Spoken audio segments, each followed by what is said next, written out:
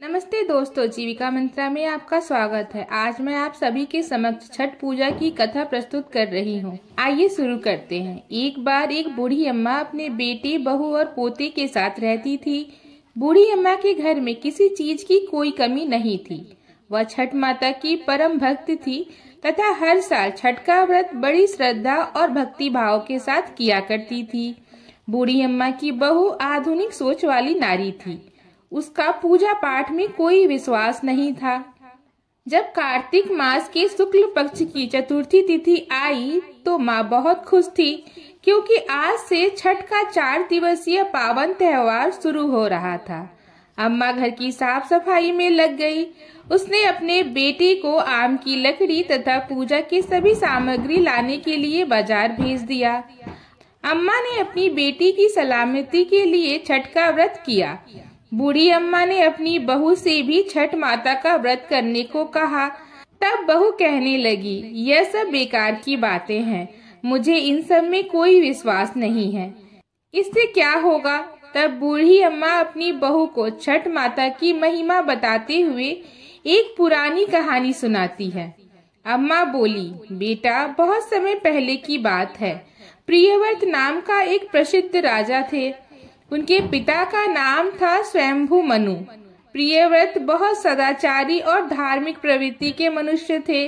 विवाह के कई वर्षों बाद भी जब उन्हें कोई संतान नहीं हुई, तब ऋषि कश्यप ने उन्हें पुत्रेष्ठ यज्ञ करने की सलाह दी। राजा प्रियव्रत ने पूरे विधि विधान के साथ पुत्रेष्ठ यज्ञ का अनुष्ठान किया। यज्ञ के प्रभाव से प्रियव्रत की पत्नी ने स्वर्ण के समान सुंदर एक पुत्र को जन्म दिया, परंतु वह पुत्र मरा हुआ पैदा हुआ। राजा प्रियव्रत उस मृत बालक को लेकर शमशान में गए और उसे एकांत भूमि में पुत्र को छाती से चिपकाकर बिलक बिलक कर रोने लगे। इतने में वहां से एक दिव्य विमान दिखाई दिया। शुद्ध स्फटिक मणि के समान चमकने वाला वह विमान अमूल्य रत्न से बना था।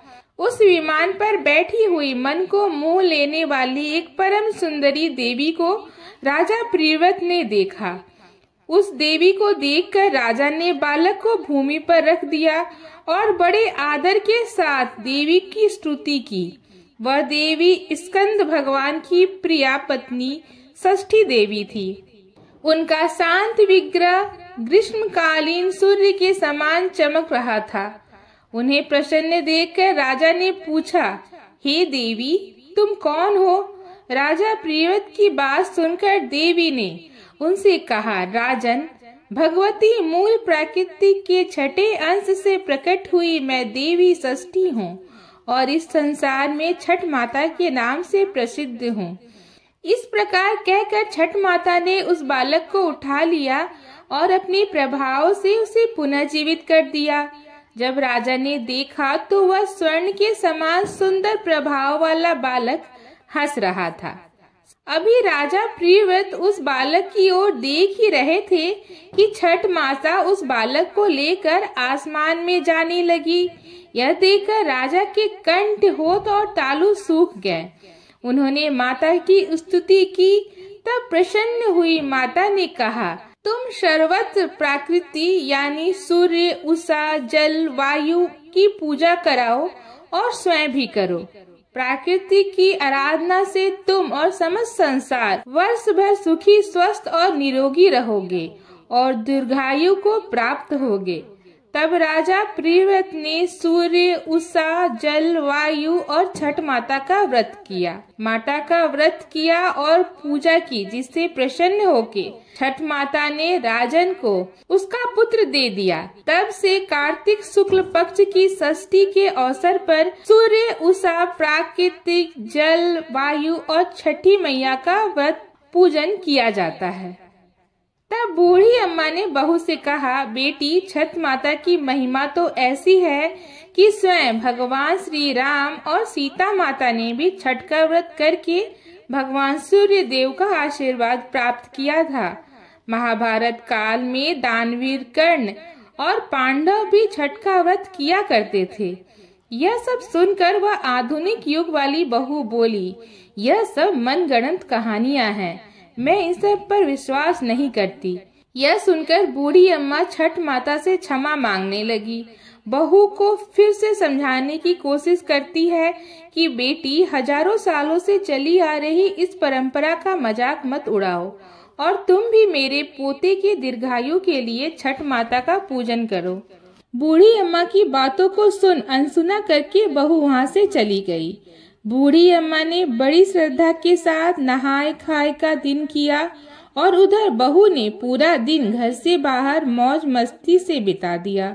अगले दिन छठ के पर्व का दूसरा दिन यानी कार्तिक मास के शुक्ल पक्ष की पंचमी तिथि आई, जिसे खरना के नाम से भी जाना जाता है।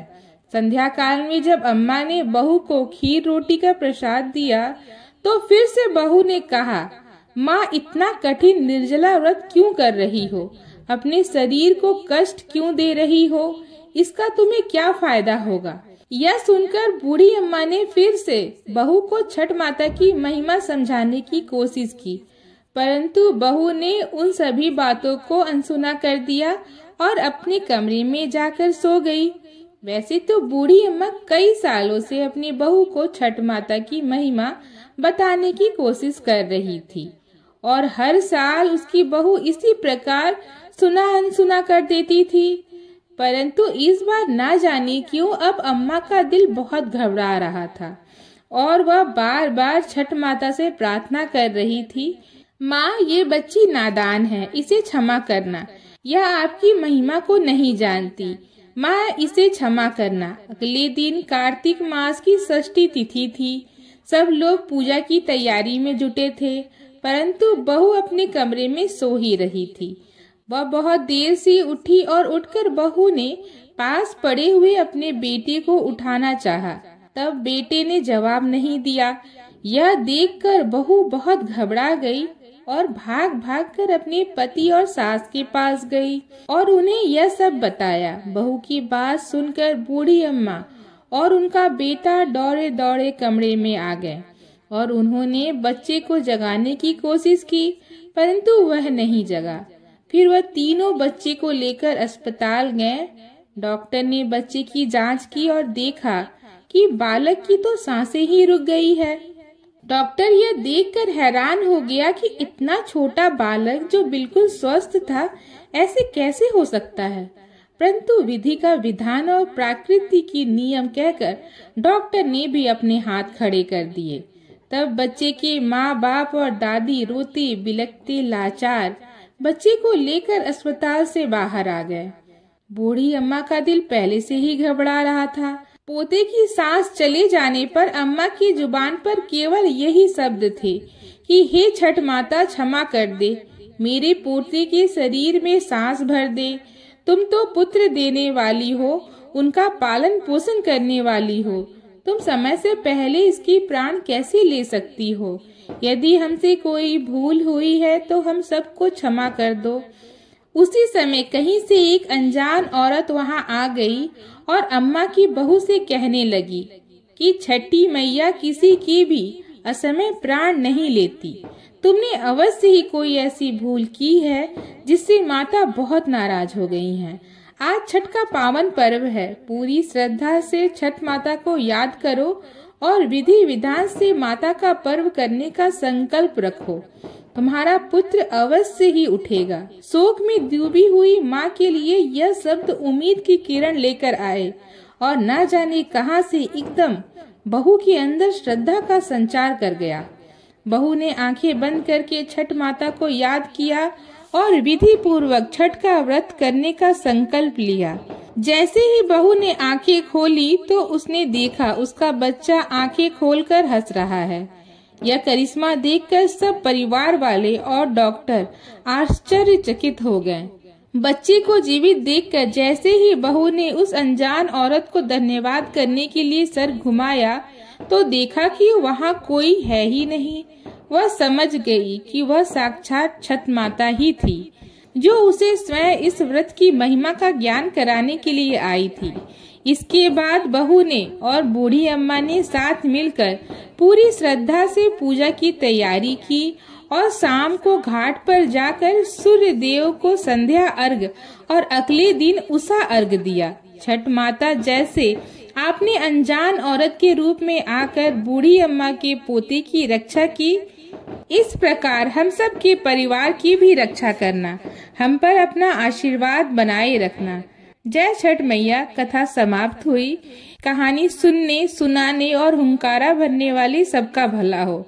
यदि आपको छठ मैया की कथा पसंद आई हो तो कमेंट बॉक्स में जय छठ माता लिखना न भूले। आप सभी को छठ पर्व की हार्दिक शुभकामना। धन्यवाद। जय छठ मैया, जय सूर्यदेव।